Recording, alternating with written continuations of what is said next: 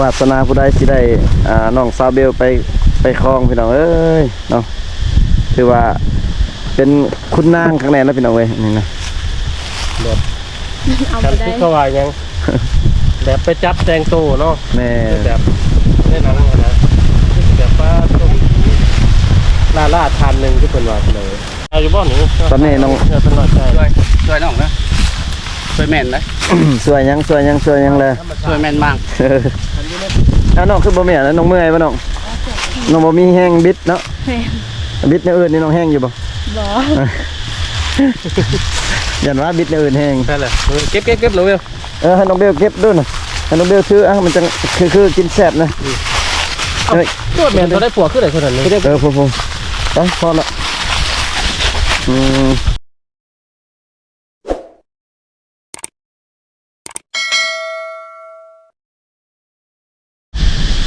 ตัวพี่น้องเว้ย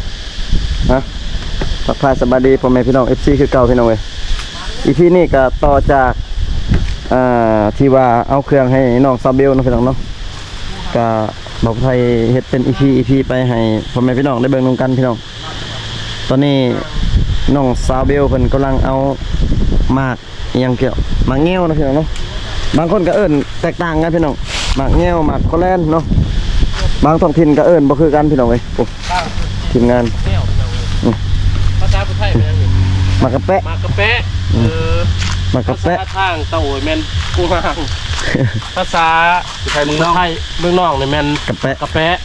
แตกต่างกันพี่น้องแต่ภาษาทั่วไปเพื่อนว่าบักแง่วพี่น้องบักแง่วสีชมเขาก็เคยได้เถื่อหมากในร้านนี่บ่มีได้หมากวานก็มีได้นี่บ่มีโอ้น้องซาเบลผมกำลังเอาพี่น้องเอาตัวใหญ่ๆเด้อน้องเด้อยาวมากหน่อยเด้เอาเดี๋ยวเราขึ้นมาโอ้สมใจตัวทำเรื่องแบบสมหรือว่ายังไงเขาอย่างเงี้ยตำเจียวแล้วไหนมันนอนโล่งบ่แม่น้องกินดุอยู่บ่น้องซาเบลฮะน้องกินดุอยู่บ่หมากนี่นะโอ้น้องเบลมันเป็นแม่นเอาข้างเบื้องหน้าอีกแล้วพี่น้องเปิดเลือกเอาตัวมันสุกๆเอาตัวหมากแดงๆเพิ่นว่าคันว่าเรื่องหมากในอื่นเพิ่นว่าเลือกเอาตัวใหญ่ๆหมากใหญ่ๆหมากตึงๆพี่น้องมันจะกินแซ่บเนาะพี่น้องเนาะกันว่าเอาตัวมันบ่ใหญ่หรือว่ามันบ่ตึงก็มันบ่แซ่บพี่น้อง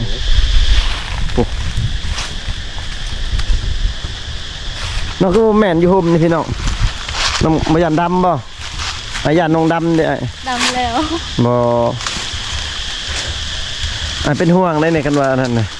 นี่มันหล่นมากทุกคนมันหล่นนะเป็นห่วงแทนFCซะดอกแทนFCเพิ่นว้าวแม่นนี่คือว่าให้น้องตากแดดคือบอกเรื่อง Facebook เขาบอกมึงนึงกะส่วนหลายเขาจะตั้งมาแต่ห่านนะแม่นเขาบอกโหจังมึงจะห่านเขาเฮ็ดให้แน่นะกับแนวนั้นเนาะน้องเมย์เนาะที่บางคนก็ล็อกโปรไฟล์บางคนก็เป็นจังมันยังความหักเขาตาโอ้ตัวมันทุกข์แรงมาอยู่เบื้องนี้ด้วยน้องก็นะน้องเบลนี่มันอยู่เบื้องหน้านี่อยู่ใกล้ๆอ้ายก็ได้ลงไปนี่ก็เลยอยู่บนนั้นลมพัดมาสิมันก็บ่เข้าตาน้องเลยน้องอยู่บนนั้นลมพัดออกมาสิ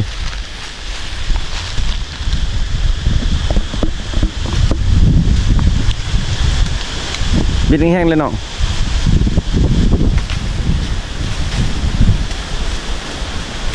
บิดผู้บ่าวแล้วสิแห้งกว่านี้เนาะอันนี้หานี่ก็สิวุ้ยน้องเบลน้องเคยบิดผู้บ่าวอยู่ป่ะน้องบ่เคยนี่แต่แพงเนาะ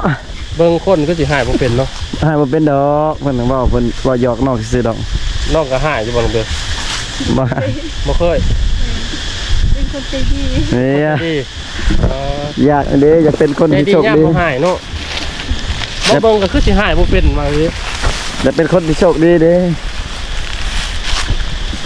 วาสนาผู้ใดเด้พ่อเลยที่น้องเบลพ่อเลยที่กินบ่ได้เบิดเลยวาสนาผู้ใดเด้สิได้วาสนาผู้ใดสิได้น้องซาเบลไปคลองพี่น้องเอ้ยเนาะถือว่า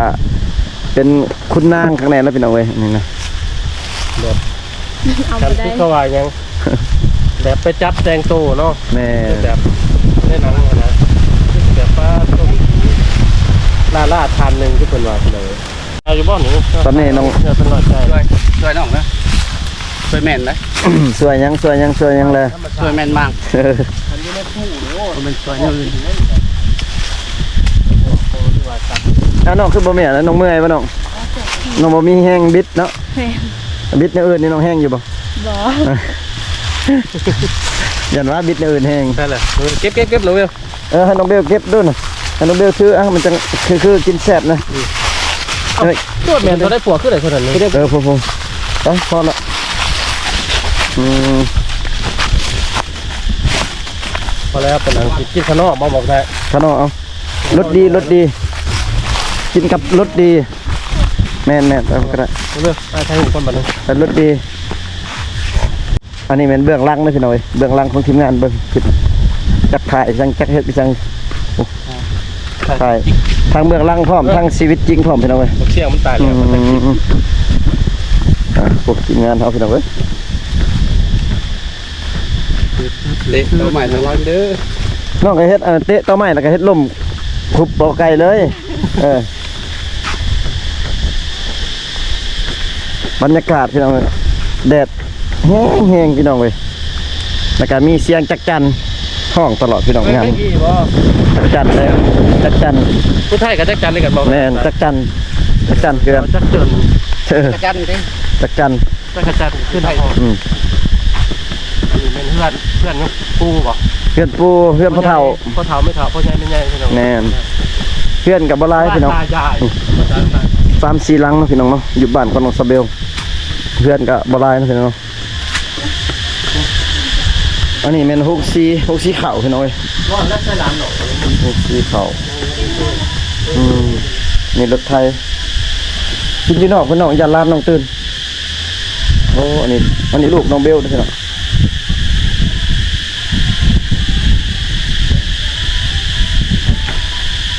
อันนี้ผู้ได้อันนี้นะร้านดอกเบี้ยบ่เท่าไหร่เท่าไหร่นี่ คืองามแต่เด้อันนี้คือสาวเซนอนคือขี้อายเซนอน บ่ได้อะไรบ่ บ่ไม่กี่แอมอันกะน้องกะ กะอันตะบรรจุเลยน้องเท่ากะติบ่ น้องสักกะติ โอ้คือสมพองงามคือง ามคือกันเนาะ เท่าไหร่คัตตี้ที่ไหน เบิดประวัติจ้ะ เป็นกล่อง เบิดประวัติจ้ะยังบ่มีผู้บ่าวเด้อพี่น้องเอ้ย บ่รู้ว่าเบาเนาะ ไม่เบิดเด้อเบื่อ คัตตี้เป็นกล่อง ยังอายอยู่ ทายดูแบบ มื้อหน้าเราเฮ็ดไปถ่ายนี่ไงนะเตะบ่เตะฮะเตะไปเฮ็ดไปถ่ายไงเพิ่นยังอายอยู่พี่น้องเอ้ยน้องสาวเพิ่นน้องสาวเพิ่นยังอายอยู่พี่น้องทีมงานเพิ่นปุ๊บออกไปกินมาแง้วอีกเพิ่นเลยอันนี้แม่นสิเอาคานอไปพี่น้องหรือว่าคานอเนาะคานอหรือว่ารสดีผงชูรสแม่นบ่ผงรสหมูคานอพี่น้องเอ้ยกินกับหมากแง้วหรือหมากคอแลนสิเอิ้นหมากหยังก็เอิ้นเนาะพี่น้องเนาะยิงตามภาษาของแต่ละท้องถิ่น แซ่บ สิปูอยู่นี่เนาะพี่น้องกินอยู่ห่ม ๆมาจะเข้า น้องสาวเบลกำลังปวดอยู่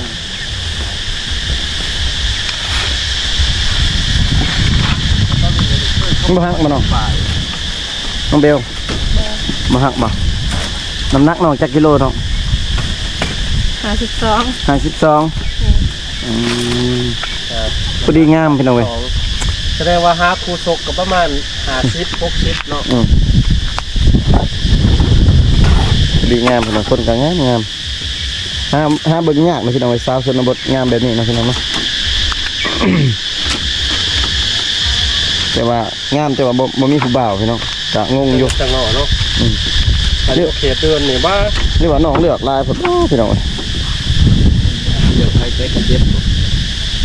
หาคนมักเนี่ยหาคนถูกใจเนี่ยรอบก่อนอย่าอึ้มลงมาได้ขึ้นมาเป็นนัง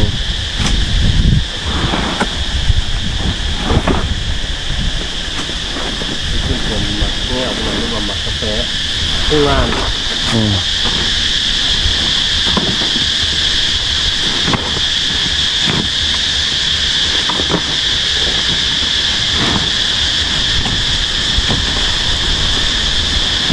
ไปนั่งรถกับแบบไปนั่งรถไป พูดหน่อยๆก็ได้นะผมเนี่ย ปุ๊บนั่นก็ได้ปุ๊บนั่นก็ได้ ทำมันแล้ว ได้ปุ๊บนี่ก็ได้ เคยต่อยแล้วก่อน เนาะสาดมา เอาไปเคยจะนั่งตอนที่นั่ง เนาะต้องมานั่งบ่เบลคือมานั่งใกล้เนาะ ใช่จานไหมน้องเว้ยเอาจานมาด้วยจานเล็กสวยก็ได้ การมาเทียมด้วย ก็เอามาเผ็ด ก็เลยจะ บ่เอามาเผ็ดพงบ่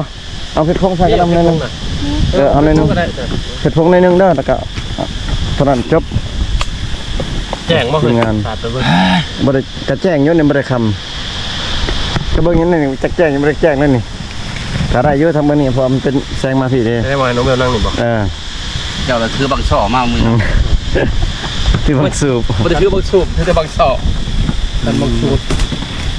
น้องซาเบลเพิ่นกำลังไปเอาจานมาใส่ ให้ลูกสาวหนูอะไรนะ ใส่ขนอพี่น้องใส่ขนอ คันว่าเป็นไทยเนี่ยมันยังรถชัว อันนี้ขนอกันแล้วนี่ รถดิมั้ย คันว่ามันมีรถ ขนอ ขนอรสดีแล้วนี่ เป็นนัวหั่นกับวันนี้ก็เลยก็ ผงชูรส รถเนาะ มันมีรถตีแล้วก็คันว่าบอก อันนี้มันตัวนี้เป็นอันนั้นเลยเป็นของไทยได้นี่ ครับผม ยี่ห้อของไทยเนาะขนอนะ จะปรุงแต่งแล้วทำอะไรก็หู มันมีส่วนผสมนี่มีซีนมีผักเทียมมีอหยังเลยนี่ ก็จะโปรตีนด้วย เหลืออหยัง โปรตีน ขนอพี่น้องเอ้ย มันโปรตีน โอ้มา เรา แล้ว ยังมาน้องเบลมาเพชรบอก เจียว เผ็ดพงบ่เผ็ดพงพี่น้องเผ็ดพงคือสิมาใส่กับ น้องเบล รสดีแกะใส่เนาะน้องแกะใส่จังแซ่บเด้อสิให้แกะใส่บ่แซ่บ จะแกะใส่ตาอ้ายโมเมนต์เนาะ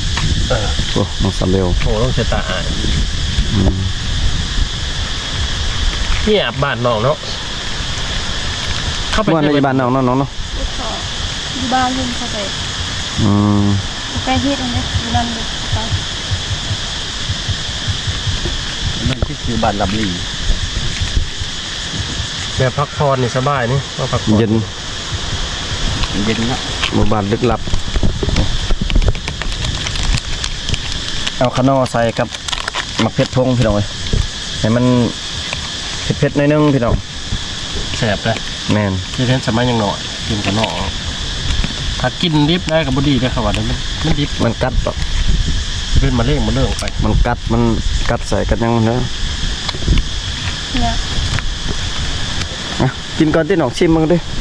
กินหาติดลม กินดีๆเอามาน้องกินก่อนบัด บ่น้อง มันกินบาทหนึ่ง คำหนึ่งเอา น้องกินคำหนึงอ่ะน้องเพิ่นว่ากินแล้วเพิ่นว่าบ่อยากกิน แต่ว่าทีมงานคุมให้น้องกินถ้าน้องเจ็บท้องที่ว่าให้รับผิดชอบนั่นนี่ ต้องเสีย คือผสมเนาะน้องเบลกิน ชมมันน้อง อื่นในมาเลย น้องบ่ได้กินในมันบ่ กินได้บ่เขากินมาไหนไหม เกินกันเลย ไปอื่น คันบ่เกินนี่มันก็บ่อิ่มนะบ่บ่ไทย มันมาได้รสชาติเนาะ ก็ลองกินคนกันดิ ไปเลย ลองบ้าง บ่แทนลองจังได๋ชมอยู่บ่เอ้ย ว่าแซ่บ แซ่บเนาะ แสดงว่าจะบ่ได้ยำมะฮูรสชาติที่เก่าแล้วก็จะกินเลย พอคืนเลย ต้องให้มันหล่อนๆเหมือนเราว่า เกินให้มันอิ่มนะมันเต็มลำกระเพาะ คืนกับซัมบอดี้กินมาก ขับรถมาทายเท่ เออบ่ได้เท่ถือว่าเรียบร้อย เรียบร้อย ของอัญญาคู จักนอก ไปเอ็กซเรย์อยู่ห้าน พี่น้องเอ้ยมาพี่น้องเอ้ยกินสมเหมือนกันพี่น้องขุดเนาะบวงขุด ช่วงเลย อื้อหือ จนเห็นคนเทวดาอยู่ทึง แล้วก็ซื้ออะไรมาสมพอละ สมดีใจ เอาเผ็ดจังไรหน่อยหนึง ก็มาใกล้ตรงเบลจะให้ น้องเบลกินดิน้องเบล กินแล้ว มันบ่กินกระป๋อนก็ได้ไหม ถ้ามันสุกกว่านี้มันเป็นยังสีแดงบ่หวานบ่หวานกว่านี้บ่หรือว่าสมแห้งสมกว่านี้ ส้มประมาณนี้นะ เอามาส้มบ่ได้ส้มปันนะ คือว่าหวานอยู่เนาะกินอยู่ปีกานี่คือว่ามากินอยู่นะปีกานี่ แต่เขาบ่ส่วนกันเลยสามารถไปแล้ว อื้อหือ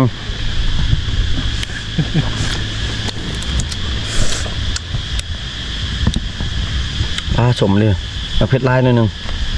เอาเผ็ดจากลาย เดี๋ยวผู้มักเผ็ดก็กินได้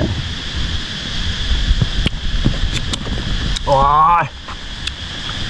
เผ็ดเนาะ เพชรทั้งสม